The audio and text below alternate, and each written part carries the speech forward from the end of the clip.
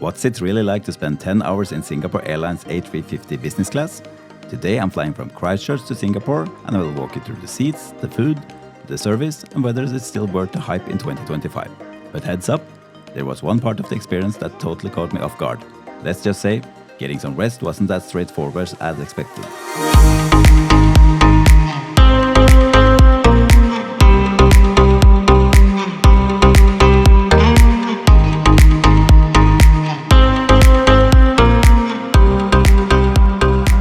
A really good morning from Christchurch, New Zealand, and welcome back to the channel. Today we're going to fly Singapore Airlines on their Airbus A350 from Christchurch to Singapore. Let's go and check in. The airport was quite relaxed this morning, and with a noon departure, we arrived at the airport 3 hours before. Singapore has their own huge check-in area at the far end of the terminal, with 9 desks set up. With the 3 of them just for business class, there was plenty of desks for the further 2 business class passengers. Check-in done. It didn't go as smooth as it usually does on Singapore Airlines. I think the person behind the counter was new. They weighed our carry-on luggage, which is fine, but she said that we only had 7 kilos of hand luggage each, which isn't true for business class. So she was kind of new and had to ask a little bit, but it went okay after we noted that we had 14 kilos of carry-on luggage allowance. So yeah, now it's time for the lounge, so let's check that out. With check-in complete, it was time to head to the lounge. So Singapore Airlines uses Air New Zealand's lounge area at Christchurch, so we're gonna check out that lounge, so let's go. The lounge was sleek and comfortable, but on the smaller side, just under 600 square meters, with a space of 125 guests. There were a few different seating areas, so it felt pretty relaxed. So the Air New Zealand lounge is really nice actually. I have a really good food options here and it's really quiet here. It's early in the morning. It's 9 o'clock or 9:30. So it's not that many people and yeah, the food was really good. They have a breakfast selection now and after eating and relaxing in the lounge, it was time to head to the gate. Arriving at the gate, the boarding was divided into 2 gates. One for business class passengers and one for economy further down. A nice touch that really helps avoid the usual crowding around the gate. Boarding was about to begin and outside the window was our ride for the day, a beautiful 8-year-old Airbus A350. While we wait, let's take a quick look at the seat map of this aircraft. Singapore Airlines operates 3 different versions of the A350-900. An ultra-long version without economy, a regional variant without premium economy, and a standard long-haul versions with 3 cabins, business, premium economy and economy. We are flying the standard long-haul variant today. At the very back you will find 187 economy class seats in a 333 layout, standard for this aircraft type. Moving forward, there is a smaller premium economy cabin with 24 seats in a 242 layout. These seats offers extra legroom and better recline. In the front there are 42 business class seats arranged in a 1-to-1 layout, giving every passenger direct aisle access and plenty of personal space. Business class is divided into 2 cabins, a forward cabin of 7 rows and a rear cabin of just 4. I selected the seats 20 kilo by the window. Walking down the jet bridge we were greeted by Singapore Airlines' always graceful crew, who welcomed us aboard and guided us to our seats. The first thing you will notice is how absolutely massive the seat is. This is one of the widest business class seats you will find anywhere. Waiting at my seat was an amenity kit, slippers and a sleeping mask. The full bedding set is tucked into the back of the seat, ready for use later on, as you will see later. The seat blended dark and light brown leather and was extremely comfortable. The seats generally offers quite a bit of exposure. This means that there is quite a bit open space towards the aisle, which tends to lead towards a little less privacy than what some other competitors have today. So just boarded the flight. It's a really nice cabin, a lot of space and storage options. Very curious about footwell because it looks a little bit narrow and you're going to lay in an angled position, but we will check that out later. And now we just got a choice between water and juice. They didn't serve champagne, probably some regulations here in New Zealand probably, because I know they do it on their main hub in Singapore, so yeah, but cheers. Good afternoon, ladies and gentlemen, this is our captain speaking. My name is Sean. Let's explore the seat more in detail. In front of you is an 18-inch screen with decent resolution and brightness. Strangely though, there is no touchscreen, so you will need to use the touchscreen remote instead. The screen captured a few reflections throughout the flight when the window shades were open. Next to the screen is a handy stationary drink tray, and next to that is a small fold-up mirror, handy for freshening up before landing. The screen can also be tilted slightly when you are laying in bed mode, by pressing the button over the screen. Next to the screen on the left is a coat hook hanger. Legroom is solid in both takeoff and recline positions. Some people complain about the small footwell, especially tall travelers, but I didn't think it was too bad. Pretty comfortable for relaxing and good enough for sleeping. Singapore Airlines has recently teamed up with the New York-based perfumery Lebabo for the Amenity kit. We will check out that later in the flight. Down by the footrest you will find a magazine holder with a safety card and today's menus tucked inside. The tray table pops up from the side, big, adjustable and slides in all directions. You can even tweak the height, which is pretty useful.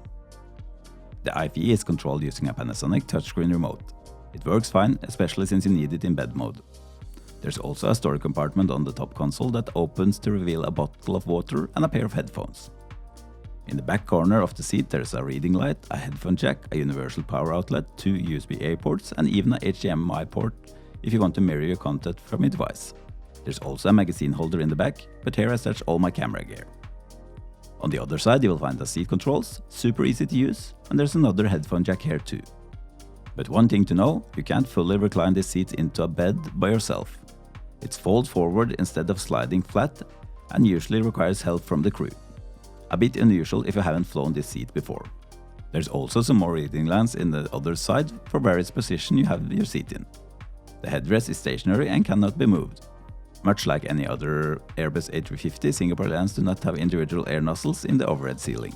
It's also worth mentioning that the bulkhead seats in row 11 and 19 feature a larger footwell that runs all the way across the forward console. The seats are typically blocked up until 24 hours before travel for Singapore Airlines PPS Club and PPS Solitaire members. However, you may get lucky and get the seats assigned on check-in. With the doors closed, we pushed back and started taxi towards the runway.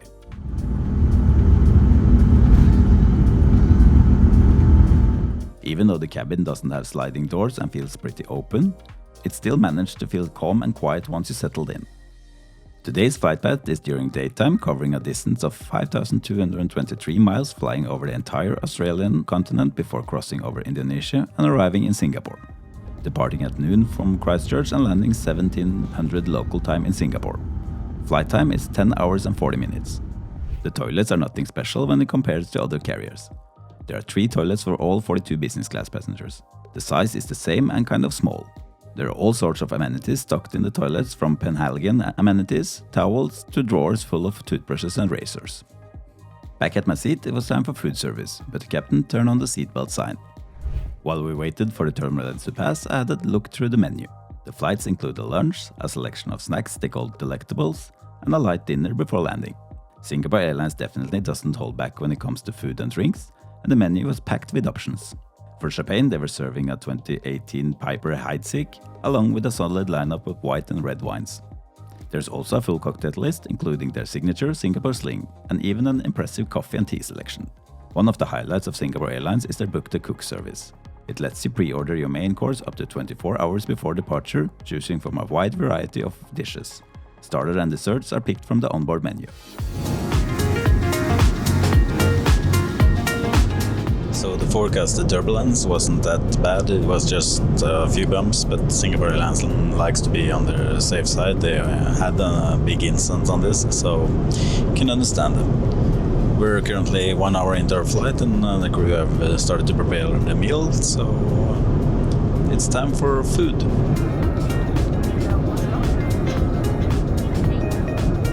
Lunch service kicked up with Singapore Airlines' famous chicken satay. So this is Singapore Airlines' most famous dish. It's called chicken satay. It's really, really good. I highly recommend trying it if you haven't. It's super, super good.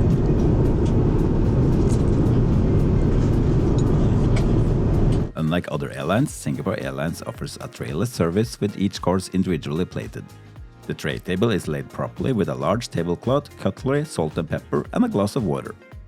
This is clearly a lot more effort for the crew, but feels much more closer to a restaurant-style service. After the table was set, it was time for the appetizer, smoked duck with feta. With the appetizer, I also decided to try the Silver Crisp Sling drink. Then it was time for the main course, which I pre-ordered with the Book to Cook service. The beef wakanawi. And oh my, this was a really good piece of meat.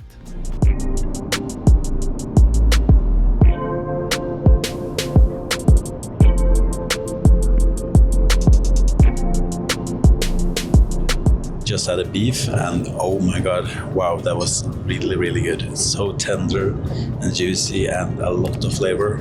I really like it. You can see it here. It's nice and pink in the inside, super tender, vegetables are good, everything is actually so good. So really impressed by Singapore Airlines so far. This is the main course, so we'll see the rest of the flight. For dessert, the crew brought over a tray with all the available options, which I always appreciate. I went with a mix of ice cream, chocolate and hazelnut panna cotta, and some fresh fruit. A perfect way to end an excellent meal. After an epic meal, I was so full that I had to take a nap to try to sleep off the food coma. So let's turn this seat into a bed. Singapore Airlines has a slightly different setup compared to most business class seats. Instead of reclining back, the seats actually fold forwards from the headrest down towards the base. If you haven't flown this product before, it can feel a bit odd at first. But no worries, the crew is happy to help you to set it up if you need a hand. The bedding consists of a grey sheet, plush blanket and 2 pillows. There's also a tin mattress topper as well. Even though this is a day flight, I decided to try the bed. I actually think I want to sleep a little bit. Didn't sleep that good in the hotel before the flight, but the bed here is actually not that bad. I have a good shoulder space, and the footwell, let's see, the footwell is kind of okay. You will lay in an angle, but it's no problem actually. And the bed is nice and firm, so yeah, I actually like the bed. Even though we have to actually get up to make the bed, it's actually much better, because then you have a little bit more support, I think. You cannot feel the motors and anything else, so yeah. I'll try to get some sleep and we'll see you in a couple of hours and for more food. One thing I like really nice is my sleeping mask from Manta. It's completely dark and black in the inside, and you also have like a curved inside so it doesn't pressure your eyes. Highly recommend it. I've been using it for almost 5 years, I think, and it's super nice. So I can see the inside here as well. And you can actually detach these and wash it if you want to. So check the link in the description. And after a few hours of decent sleep, I turned the bed back into a seat and spent some time editing a previous video for the channel. A pretty productive way to ease into the last part of the flight. Let's check out the amenity kit provided to all business class passengers. Singapore Airlines has partnered with the New York-based perfumery brand Lebabo to create a refreshed business class kit. Inside you will find a hand pomade, face mist and a lip balm. The rest, like toothbrush, razors and combs, can be found in the lavatories. When it comes to the in-flight entertainment system on board, Singapore Airlines shines here, featuring the Chris World in-flight entertainment system, widely recognized as one of the best in the industry, with tons of movies, TV shows and even live television.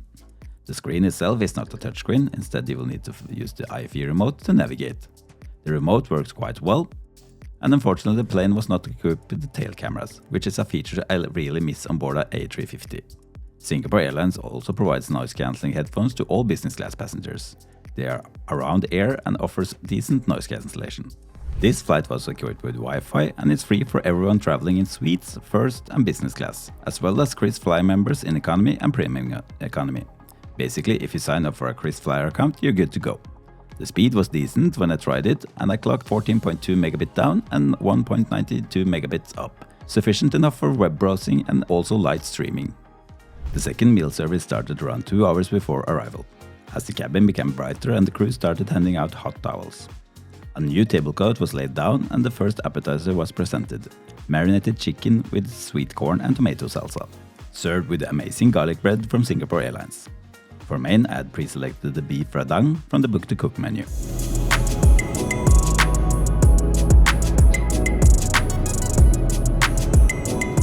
dessert, everyone got the chocolate orange mousse cake. Even though this meal wasn't as big as the first meal, it was plenty of food. And if you should become hungry during the flight, you could always select something from the delectables, as I did mid-flight. After the meal, the crew quickly cleared my table. So we just started our descent down to Singapore Changi. I'm gonna summarize the flight once we are on the ground, but overall it was really nice. A little bit bumpy here and there, but that's nothing they can do about it. The service was amazing, the food was really amazing. So yeah, let's sit back and enjoy the view of the landing.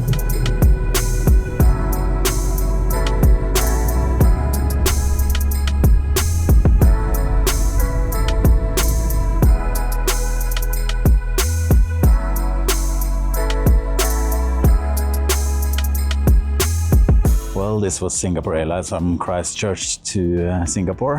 An amazing flight. Seats were really nice. The food was amazing. The first course was really, really good. Love this chicken satay. The beef was super good and the pudding was also good. So I have to say that the food was really good. The food before landing was okay. It's not the best, but was still tasteful and really good. The crew were nice, and yeah, Singapore Airlines is world leading when it comes to business class product. Cannot say anything else. The bed was good, so yeah. If you ever gonna try it, just do it. Until next time, have a safe flight.